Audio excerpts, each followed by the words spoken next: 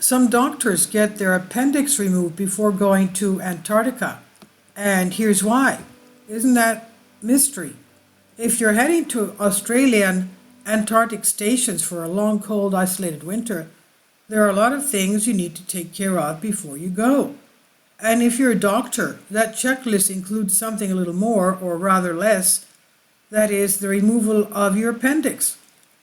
An appendectomy is required for all doctors wintering at those stations, because once the cold weather sets in, it's very, very difficult to get you out of there.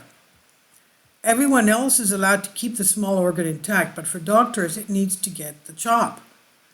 Isn't that strange? This is because there is usually only one doctor on station during winter, reads a post on the Australian Antarctic Program website. Evacuation back to medical care in Australia is impossible for at least part of the year. Appendicitis is an inflammation of a small organ attached to your large intestine. It is not usually fatal, but it is fairly common, affecting an estimated 5 to 9 out of every 100 people in the United States. And when appendicitis hits, it can hit hard. It's often severe, sudden, and can worsen within hours. It requires surgical intervention before the appendix can burst and cause a serious infection that develops into potentially fatal peritonitis and sepsis, of course. For most expeditioners on Antarctica, the doctor is available to help in the event of appendicitis, as in the thrilling case of Heard Island Station cook Jack Starr, operated on by Dr. Otto Reck, October 1951, during the spring. But if the doctor himself is so stricken, things suddenly become a lot more complicated. What are the odds? You're no doubt wondering. High enough that it has happened twice. The first was Heard Island doctor Serge Oduvikov, just over a year prior to Starr's thrilling surgery. In July 1950, the very dead of the Antarctic winter, which may explain why Dr. Udovikov's replacement was so well prepared for the occasion. Dr. Udovikov, according to news reports at that time, was considering operating on himself. Can you imagine? A nerve-wracking notion, since no doctor had been known at the time to have successfully performed an appendectomy on themselves. However, he did not need to. In the end, Australian Navy vessel HMAS Australia II was dispatched to evacuate the patient. It was not a good time for anyone involved.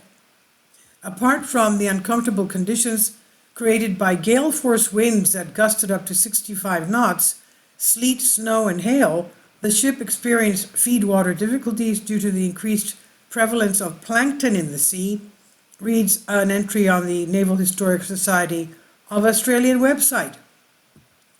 Use of ship's water was restricted to drinking and teeth cleaning, and no one was allowed to wash.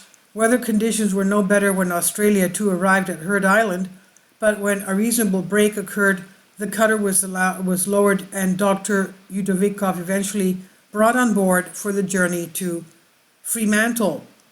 After this, the appendectomy requirement was set, but other nations did not follow suit, and in April 1961, physician Leonid Rogozov, stationed at Novolazarevskaya, I said that, on mainland Antarctica, was not so lucky with the whole rescue thing.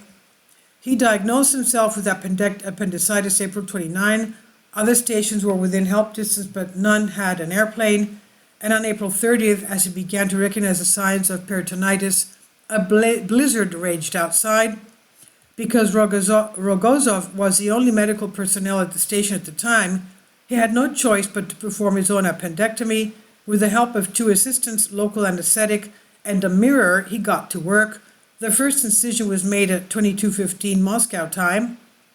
It was frequently necessary to raise my head, he said, in order to feel better, and sometimes I had to work entirely by feel, he recalled in a 1962 submission to the Soviet Antarctic Expedition Information Bulletin. General weakness became severe after 30 to 40 minutes, and vertigo developed, so that short pauses for rest were necessary.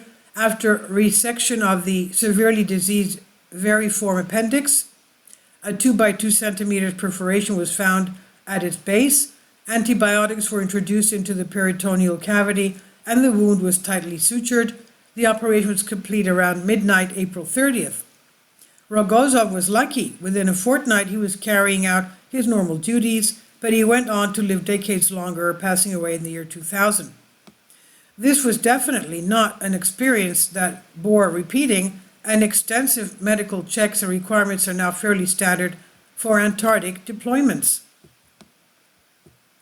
This is on Science Alert. This is an amazing development, isn't it? I didn't renew this. This is by Michelle Starr on Science Alert. Please leave your comments, and thank you for your support. Finally, support my Patreon account. The daily posts are 5 videos daily, and they are totally different from what I have on my YouTube channel. Thank you so much for your support and that you find all my content so interesting. You'll find the Patreon account details in the description box below.